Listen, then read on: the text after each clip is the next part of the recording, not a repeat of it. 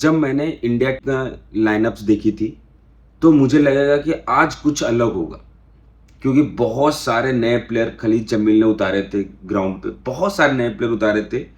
तुम डिफेंस की बात करो तो उधर भी नए प्लेयर्स थे। एन बारला हो गए, परमवीर को मौका मिला, वर्गीस को मौका मिला। अगर तुम मिडफील्ड की बात करोगे तो आरजे सैबोंग को मौका मिला, मोहम्मद सनन को मौका मिला, और फ्रंट पे रहीम अली थे और फारूक चौधरी थे। तो तुम कह सकते हो कि काफी ये टीम थी। यंगस्टर ज्यादा थे, सीनियर प्लेयर कम थे। सिंधेश झिंगन, आकाश मिश्रा, और तुम थोड़ा सा कह सकते हो तो विक्रम प्रताप सिंह 2-3 साल से खेल रहा था उनको, तो ऐसे 2-3 प्लेयर ही थे। गुरप्रीत सिंह सांधू गोलकीपर अपने, रेस्ट जितने प्लेयर थे सारे ही यंगस्टर थे।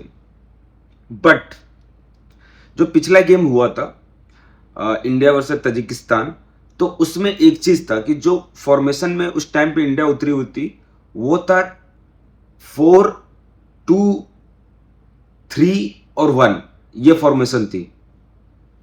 तो ये जो फॉर्मेशन होती है, तो इस फॉर्मेशन में क्या होता है कि हमेशा गेम बैक से बनता है, गोलकीपर से बनता है। वो छोटे छोटे पास करते हैं, फिर अपने हाफ में छोटे छोटे पास करेंगे, फिर बीच में आएंगे, वहां से प्रोग्रेस करने की कोशिश करेंगे, between the line ball pass करेंगे, स्पेसेस बनाएंगे, और आखिरी में जाकर जैसा जरूरत पड़े, अगर तुम या थ्रू बोल सकते हो थ्रू बॉल दे दो, चाहे तुम क्रॉस दे सकते हो तो क्रॉस दे दो, चाहे तुम्हारे फुल बैक्स अगर ओवरलैप कर रहे हो तो उनको बॉल पास कर क्रॉस। तो ये एक तरीका होता है खेलने का जब इस फॉर्मेशन से आते हो। तो जो फॉर्मेशन थी पहले 4-2-3-1 के फॉर्मेशन उतरी थी पिछले गेम में, जिसमें हम बहुत ही गंदे तरीके से आ रहे 3-1 से। अब जो ये मैच हुआ है, इसका फॉर्मेशन,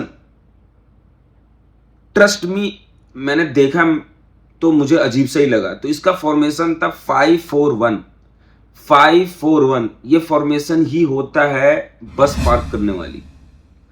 अब ऐसा फॉर्मेशन से कौन टीम खेलती है? अगर तुम इतने सारे यंगस्टर प्लेयर को आप उतार रहे हो, और ये एक फ्रेंडली गेम है, कुछ ऐसा वैसा भी गेम नहीं था, just it is a friendly. तो तुम्हें ट्राई करना चाहिए कि तुम बढ़िया गेम खेलो, प्रोग्रेसिंग गेम खेलो। अब तुमने बस ही पार कर दी। अब जब 5-4-1 अगर ऐसा जब फॉर्मेशन होता है, तो जो टीम होती है वो ट्राई करती है कि उसको अपने हाफ में ही गेम रखे और अपने फाइनल थर्ड में डिफेंस करने की कोशिश करे। इसको इसका टर्म्स में नाम ले सकते हो, इसको बोलते हैं लो ब्लॉक। मतलब अपने हाफ में ही खेलो, सफर करो, और मौका मत दो सामने टीम के पास कि वो वहां से शूट ले पाए। As simple as that. लेकिन ये बहुत ही रिस्की होता है। इसके अंदर तुम एटलेटिको मैड्रिड को देखोगे खेलते हुए, कुछ समय से आर्सेनल भी कर रही थी, लो ब्लॉक कर रही थी, अपने हाफ में बैठे रह रहे थे और फाइनल थर्ड में शॉट लेने नहीं दे रहे थे। तो ये प्लान के साथ खेल रहे थे ये game. But the thing is this, अगर आप इतने यंगस्टर को यूज कर रहे हो तो आपको थोड़ा प्रोग्रेसिव गेम खेलना चाहिए। ऐसे करके 70-30 का पोजीशन रेशियो है, कितना गलत है, कितना गलत है। मतलब आप गेम नहीं खेल रहे हो, आप गेम खेल रहे हो कि समहाउ हम ये गेम बचा ले। भाई ये फ्रेंडली है, ये वर्ल्ड कप कोई कोई क्वालिफायर्स नहीं है, ये एशियन गेम्स का कोई सेमीफाइनल नहीं है, नॉकआउट कोई गेम नहीं है, कोई हाई स्टेक नहीं है। आपको अच्छा गेम खेलना है रादर देन प्लेइंग दिस। और आप क्या क्या स्टैंडर्ड सेट करना चाहते हो? इतने नए प्लेयर लेकर ऐसे खेलना है? तो भाई ये खलीद जमील से ऐसा एक्सपेक्टेशन एकदम नहीं है। अब मुझे लग गया है कि ये खलीद जमील के हाथ में है ही नहीं, न उनकी इतनी कैपेसिटी है कि वो नेशनल टीम को लीड कर सकते हैं। मुझे नहीं लगता कि वो सही मैनेजर है, क्योंकि अगर आप इतने नए प्लेयर ले जा रहे हो, उनको आप आगे खेलने नहीं दे रहे हो, आप क्या कर रहे हो, पूरा डिफेंस कर रहे हो, डिफेंस करे जा रहे हो, ऐसा लग रहा है कि आपको मार दिया जाएगा। खेल ही रहे हो, बस डिफेंस कर रहे हो, सामने वाले शूट पे शूट लिए जा रहे हैं, मारे जा रहे हैं, पीटे रहे, तुम बैठे रह रहे हो। ऐसे नहीं होता है। और जो तुमने एक गोल लगी है भाई, वो भगवान भरोसे गोल लग गई है, भगवान भरोसे गोल लग गई है, इसको तुम ड्रॉ मत बोलो। ये जो पहला गेम था ना, उससे भी बुरा गेम है ये, ट्रस्ट मी।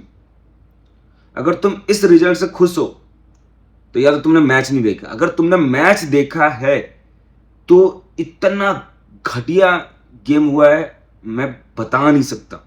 इतना घटिया गेम हुआ, मैं बता नहीं सकता। चलो मैं मान लेता हूं, चलो लो ब्लॉक खेलना था इनको, अपने फाइनल थर्ड में डिफेंस करना था, लेकिन where is the counter attack then? आपका जो एक प्लेयर है, जो फॉरवर्ड है, रहीम अली वो बंदा आइसोलेट हो जा रहा है अकेले, तुम प्रेस कर ही नहीं रहे हो उनके हाथ में जाकर, बॉल छीनने की कोशिश कर ही नहीं रहे हो और शांति से आराम से बैठे रह रहे हो, सामने वाले बंदे पासिंग कर रहे हैं और गोल क्रिएट करने के चांस कर रहे हैं, तो आप वेयर इज द क्रिएटिविटी? आप इतने नए प्लेयर लाकर, इतने यंगस्टर को लाकर क्या कर रहे हो? इससे क्या होगा? कुछ नहीं हो सकता। तो भाई it is a very disappointing, बहुत ज्यादा डिसअपॉइंटिंग है, ऐसा होना नहीं चाहिए था। इट शुड बी लाइक कि बॉल पास करनी चाहिए थी और ट्राई करना चाहिए था कि एक्सप्लॉयट करे इस टीम को, तजिकिस्तान को, क्योंकि जो तजिकिस्तान का जो फॉर्मेशन था 4-2-3-1, ये बहुत ही अटैकिंग फॉर्मेशन होता है और इंडिया अगर बढ़िया करने की कोशिश करते, इतने सारे इनके पास यंगस्टर थे, एनर्जी थी, तो एकदम एक्सप्लॉयट कर सकते थे अगर वो तरीके से खेलते। हारना जीतना है बहुत ही अलग बात हो जाती है जब फ्रेंडली गेम होता है। अच्छा गेम खेलना जरूरी होता है ऐसे गेम्स में, वरना आप क्या क्या देकर जा रहे हो अपने यंगस्टर को। सो बहुत डिसअपॉइंटिंग गेम है। अगर तुमने देखा होगा, तुम्हारा फुटबॉल देखने का मन नहीं करेगा इंडियन नेशनल टीम का। और Khalid Jamil, I don't think so कि अब एक खलीद जमील टीम को लीड कर सकते हैं, वो है ही नहीं, वो विजन ही नहीं है जो मैनेजर का होना चाहिए नेशनल टीम के लिए, वो एकदम विजन मिसिंग है यहाँ से। तो मैं होप करता हूं कि जल्दी ही खलीद जमील को अपने पोजीशन से इस्तीफा देना पड़ा, रिजिग्नेशन देना पड़ेगा। ऑल इंडिया फुटबॉल फेडरेशन बोलेगा भाई हो गया तुम्हारा, या फिर आई डोंट नो कि देर इज एनी रीजन कि खलीद जमील को यहां से कंटिन्यू करने की जरूरत है, क्योंकि ऐसे तो कुछ नहीं हो सकता, इस तरीके के गेम प्ले से कुछ नहीं हो सकता। We need another manager, as simple as that. So please do write in the comment section कि तुम्हें क्या फील होता है, क्या उससे होना चाहिए था गेम, क्या हमने गलतियां करी, और क्या जो अपना अप्रोच था इस अप्रोच से खेलना चाहिए था एक फ्रेंडली गेम के लिए,